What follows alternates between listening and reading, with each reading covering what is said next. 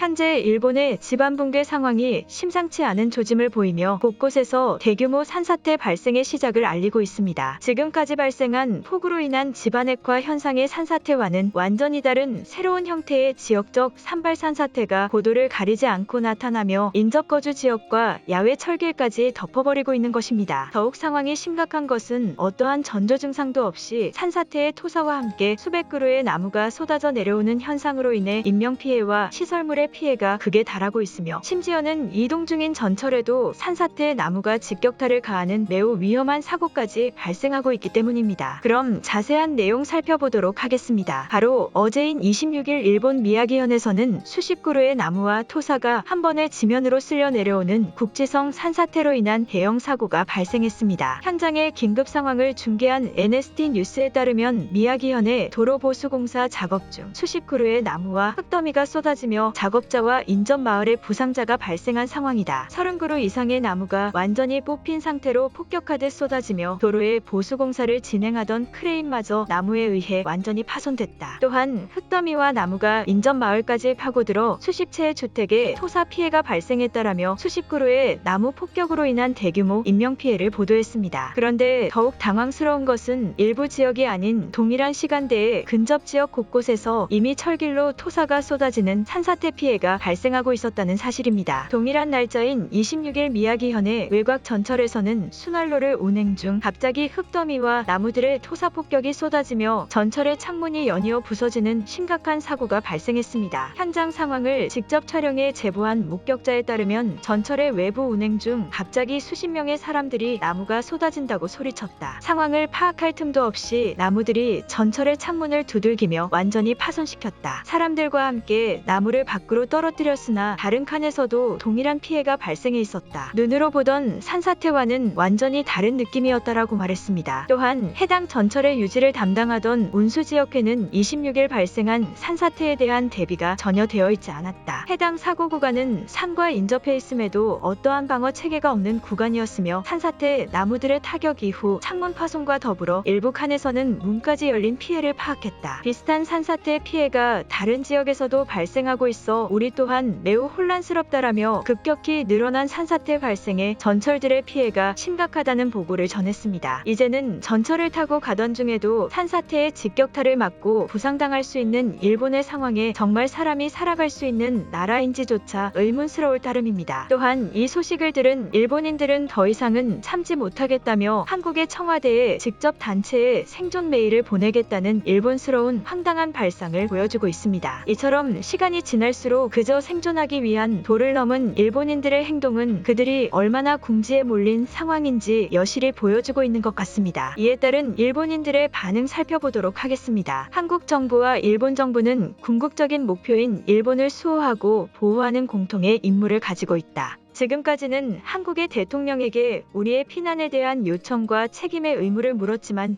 이제는 모든 한국의 상위 관계자들이 모여있는 장소에 우리의 생존 메일을 보낼 것이다. 사람들은 동정심의 약한 특성을 가지고 있다.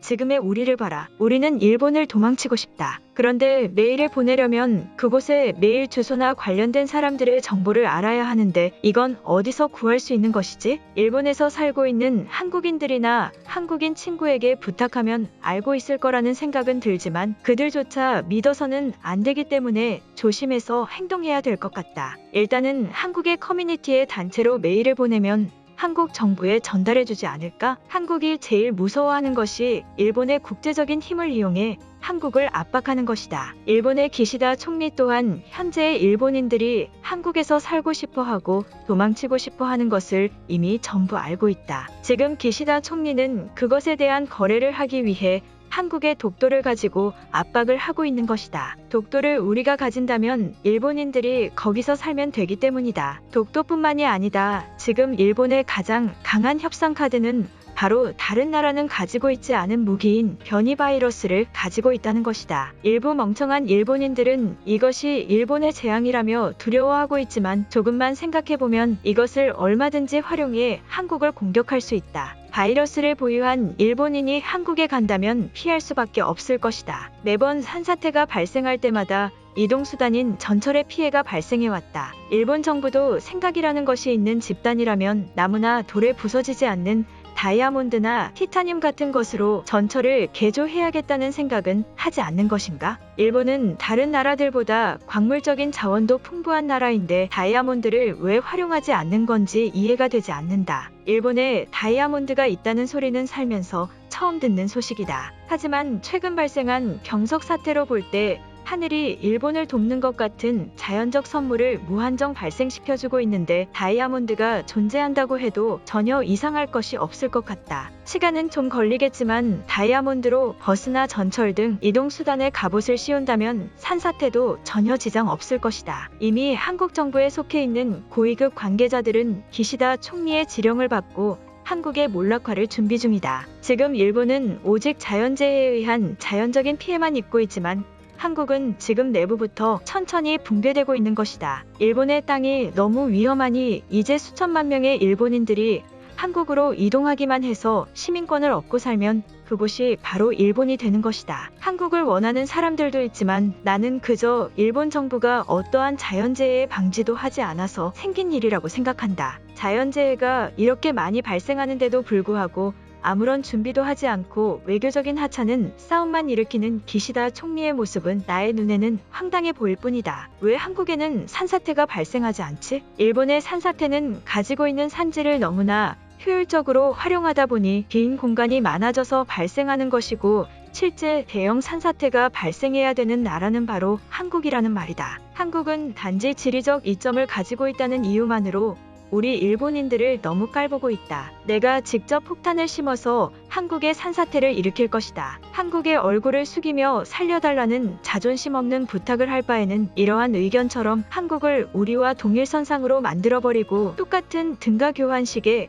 피난 구조 요청을 하는 것이 한국인들을 더 설득하기 좋을 것이다. 지금 그들이 아무것도 손해보는 것이 없으니 우리의 구조 요청을 그냥 무시하고 있는 것이다. 일단 한국 정부에 겁을 줄 수 있는 일본인들의 메일을 보내보도록 하자. 산사태로 전철의 창문이 부서진 것에도 호들갑을 떠는 사람들이 있다. 오히려 전철을 운행하는 일본의 특급 운전수가 밖의 풍경이나 체온의 조절에 더 용이하라고 바람이 유입될 수 있게 일부러 산사태에 살짝 피해를 입은 것이다. 웃긴 소리로 들릴 수 있지만 전철의 운행 매뉴얼에도 나와 있는 법칙이다. 일본은 모든 자연재해에 대비한 이런 실용적인 매뉴얼을 가지고 있다. 시원할 수는 있지만 오히려 전철에 탑승해 있는 사람들이 위험할 수도 있지 않은가? 한국의 지하철이었다면 산사태가 쏟아지기도 전에 빠른 속도로 피했을 것이다. 항상 매뉴얼만을 강조하는 일본의 고집이 이번 대규모 산사태 피해를 더욱 증가시킨 것이다. 심지어 문까지 열고 달렸다고 하는데 그럼 이것도 매뉴얼이라는 말인가? 말이 되는 소리를 좀 해라. 오늘 영상은 여기까지입니다.